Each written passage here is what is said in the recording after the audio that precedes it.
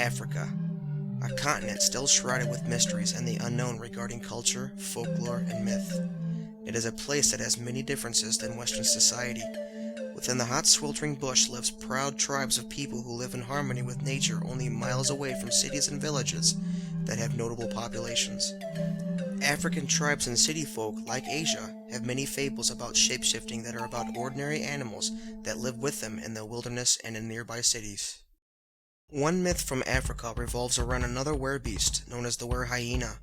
Unlike the werewolf, however, the WereHyena could consist of a hyena being turned into a man, rather than vice versa. The hyena has been depicted in African tales by traveling into a village disguised as a human. In Ethiopia, it is traditionally believed that every blacksmith whose trade is passed down to them is a wizard and has the power to transform into a hyena. These blacksmith werehyenas are believed to rob graves at midnight, stealing precious jewels and metal. In the Western Sudanic folklore, the werehyena is depicted as a cannibalistic monster who transforms nightly in order to terrorize people. The creature is often portrayed as being a powerful healer, a blacksmith, or a woodcutter. The only way to recognize one of these beasts in human form is their red gleaming eyes, haired body, and nasal voice. The Keleki is a werehyena in Yoruba mythology, where hyenas are sometimes suspected to be men or women who shapeshifted at night in order to feed on cattle, sheep, and even humans if the opportunity comes. Such hyenas are believed to have a howl capable of compelling a human to wander out into the wilderness to be eaten by the beast. The elephant is a subject of a couple of myths in Africa. One myth entails a hunter near Lake Chad who found a very large elephant skin and hid it. Soon after wondering more, he found a large, beautiful naked woman crying as she cowered near a tree. When he asked her why she was crying, she responded, "I have lost my good clothes." The hunter promised her new clothes and eventually married her. They had many big children, for the son of an elephant cannot be a dwarf. One day, when the barrel they stored their grain in was empty, she found her elephant skin at the bottom. She put the skin on and returned to the forest as an elephant once again. This story resembles the myth of the Silky from Europe. Another fable involving the elephant comes from the Kamba tribe, located in Kenya, which entails how elephants came to be. A poor man hears about another man named Ivanya Njia, which means he who feeds the poor. The poor man sets out on a journey and finds the mansion of this man in the middle of a green pasture. Ivanya Njia receives the man kindly and orders his men to give the poor man 100 sheep and 100 cattle. The poor man declined his offer and instead asked him to tell him how he became so rich. The man gave him an ointment and told him to rub it on his wife's canines, wait until they grow, and then sell them. After returning home, he did so. Her teeth became long as tusks, and after removing them, he sold them to the nearby market. After a few weeks, her canine teeth grew once again, longer this time, and she herself had grown. Her skin had become rough, hard, and gray. She would not let her husband take her teeth and instead ran into the forest to live there forever. She gave birth to her son there, and the husband visited from time to time.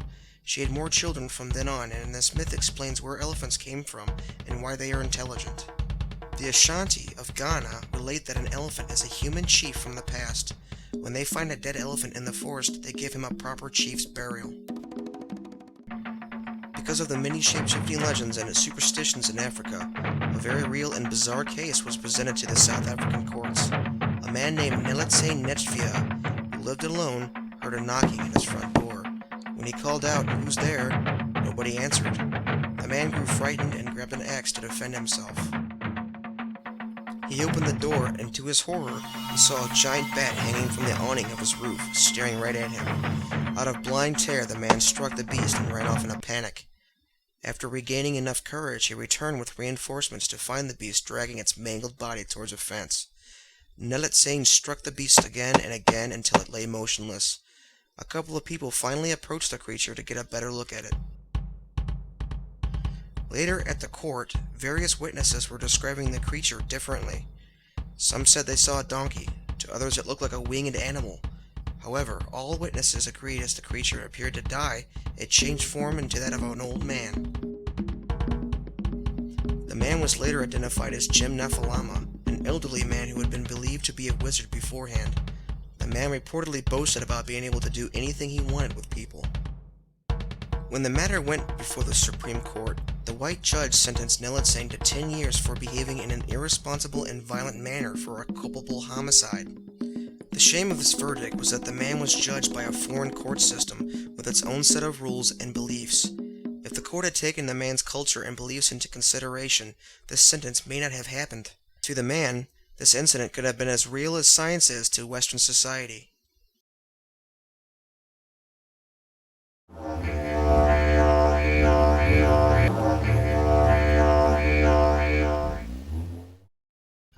Australia, home of hundreds of different Aboriginal tribes.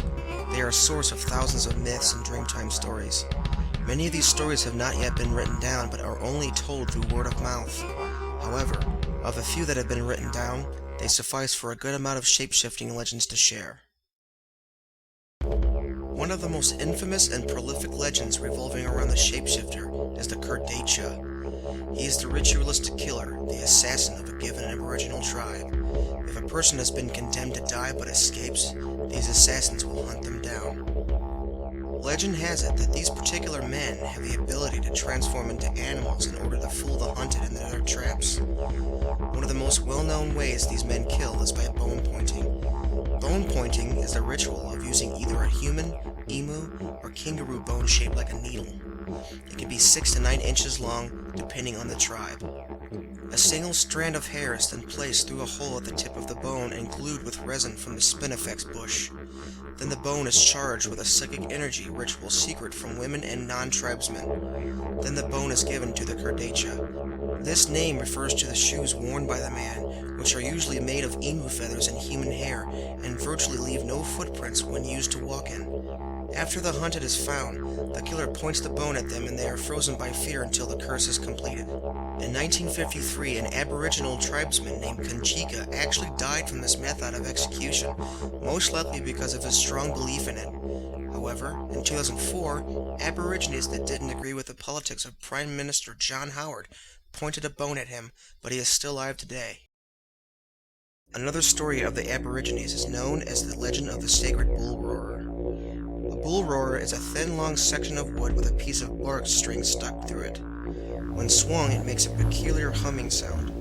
The legend tells of 2 brothers named Biama. They both had wives, who each had a son.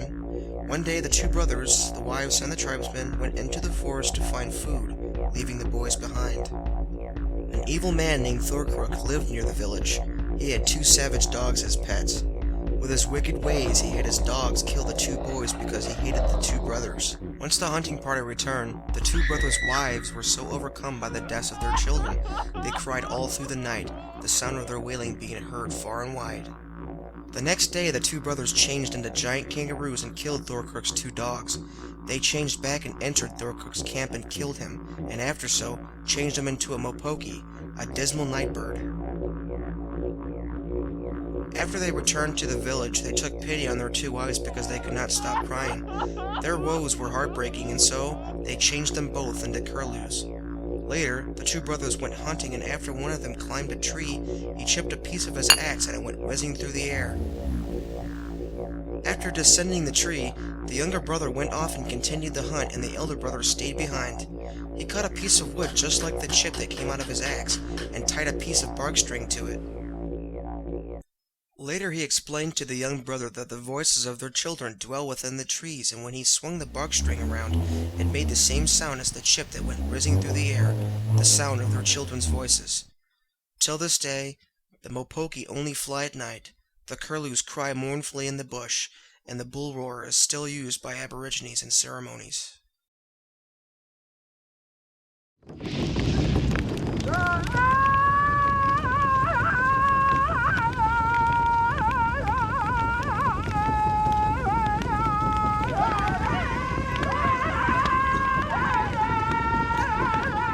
For a taste of shape-shifting legend that comes close to home, we must travel back to North America.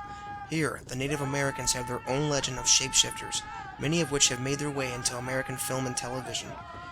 Perhaps the American Indian concept of shapeshifting and the werewolf that Americans know go hand in hand. But most shapeshifters among Indians have something to do with a witch or a spirit. In some Native American legends, there exists the concept of the Skinwalker, Although this term has been used to describe werewolves, the most well-documented Skinwalker belief belongs to the Navajo, which has the largest number of people registered to the tribe. In most cases, the Skinwalker is a witch. Rarely a woman, the witch will usually use the power of skinwalking to travel in animal form. Some Navajos believe that there are skinwalkers that have the ability to steal the body of a human being, much like possession. Additionally, some legends tell of skinwalkers that can read human thoughts. They can also make any animal sound they want, including the voice of a relative or a baby crying, in order to lure a victim out of their house. The skinwalker is associated with witchcraft, and generally is an evil person that uses black magic to hurt, not heal. Aside from using the ability to travel, skinwalkers may also use it to break into people's homes and attack them. They may bang on the walls, windows, and climb on roofs. A strange animal-like creature is seen outside a window, peering in. Other times, a skinwalker may attack a vehicle, causing a car accident. These beings are described as being strong, agile, and nearly impossible to catch if chased. Bullets have been used to kill one before, but usually it does not work. According to myth, the only way to shoot a skinwalker is to dip the bullet into white ash. Sometimes, a wounded skinwalker will lead a tracker to the house of the perpetrator. Later on, that person is found to have been wounded in a similar way the creature was earlier. Most commonly, a skinwalker is seen as a coyote, a wolf, an owl, a fox, a crow, a bear, or a cougar. The skins of these particular animals are tabooed with the Navajo and prefer to use other skins, such as sheep and buckskin, which are used for ceremonial purposes. There are also spirits in American Indian mythology that have the ability to shapeshift. These beings are often referred to as Manitou, meaning spirit in the Algonquin tribe. One such spirit known for shapeshifting is the Wendigo, also a term belonging to the Algonquins. It is a malicious, vindictive, cannibalistic spirit into which humans could transform or vice versa. These creatures are often associated with winter, the north, and the cold. Generally, a person can become a Wendigo if they resort to cannibalism in harsh circumstances, such as famine. Also, a Wendigo can possess a human during these times of hardship. The Wendigo is said to usually have no hair, long arms, and is always skinny because it is always hungry and can never be satisfied no matter how much human flesh it consumes. In cold environments, however, the Wendigo is said to have gore and blood-stained fur and talons on the end of its hands and feet. It has a maw with long yellow teeth and its tongue is long and dark blue. The most frightening aspect of this beast is its eyes, which can vary to a dark red to a piercing yellow. Sometimes it may even have antlers that resemble a deer's. Elsewhere in American Indian mythology, there is a shape-shifting woman known as the Deer Lady, who is said to wander the areas around Oklahoma, the western United States, and the Pacific Northwest. This creature can turn into the likes of an old woman, a young beautiful woman, or a deer. In the form of a beautiful woman, she wanders around popular trails and forests and lures men to their deaths. She is usually standing behind a tree or a bush in order to hide her feet and her eyes, which will be hooves and deer eyes, respectively. By the time the man sees this, it is too late, and the Deer Lady will literally stomp them to death and pulverize their corpse. The Deer Lady is said to enjoy music and will often join communal singing to dance. Unnoticed, she will leave once the music stops.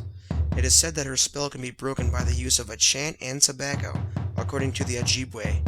Also, if one looks at her feet, which are hooves, she will run away. Generally, once she realizes she has been spotted for what she really is, she flees. This is how one of the main characters in the episode, Deer Woman, in the Showtime series Masters of Horror, kept her from killing him.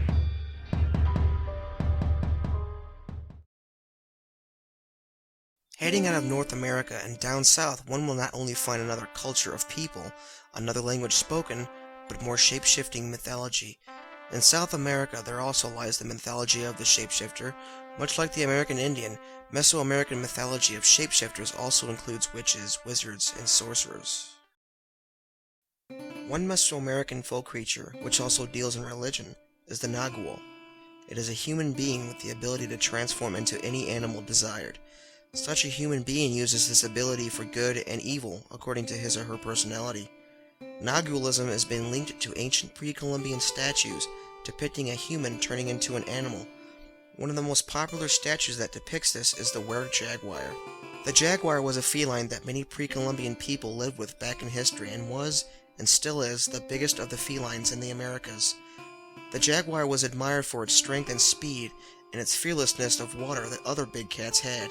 All major Mesoamericans featured a jaguar god, and for the Olmec, an ancient pre-Columbian civilization, it was an important part of shamanism. Another being said to have the ability to transform into an animal is the Huay Chivo. This creature is of Mayan mythology. It is said that it is a sorcerer that transforms into a beast to feed and prey on livestock, such as sheep and goats. Recently, this creature has been related to the chupacabra, which means goat-sucker in Spanish. When translated into English, the term Huay Chivo means witch goat.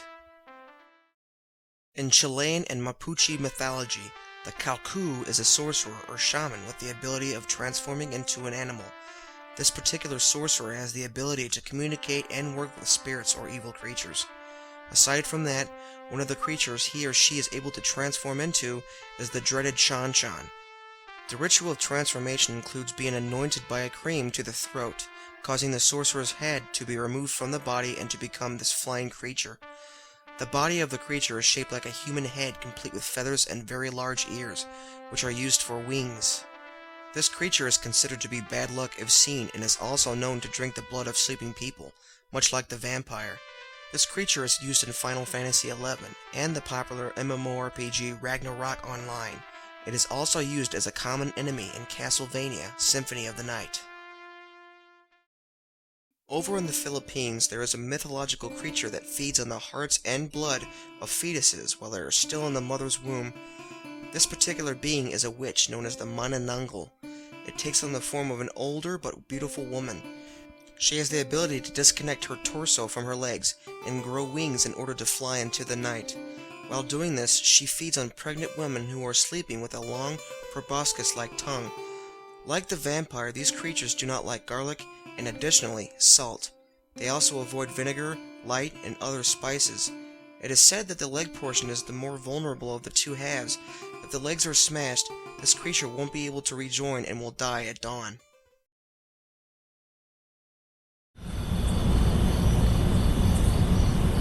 Obviously, shapeshifting is a universal aspect when regarding people and their mythology, culture, history, and superstitions. It's only a mystery of how so many different cultures have their own ideas and superstitions that when lined right next to each other, they share similar mechanics. Science has always got an explanation for these myths and legends. However, there was once the belief of something magical in all of us before the age of reason. And from what one will see today, on the silver screen, the television, and in the writings of authors today, there still is. It's quite obvious and most certain that the two things that are more powerful than science are faith and the human imagination. These two things will never die, otherwise what makes us human will cease to exist. And because of this, the shapeshifter will be around forever. I'm your host and narrator, Jacob the Red Wolf. I hope you very much enjoyed this documentary. Thank you very much for watching it. And until next time, have a good night. Thank you.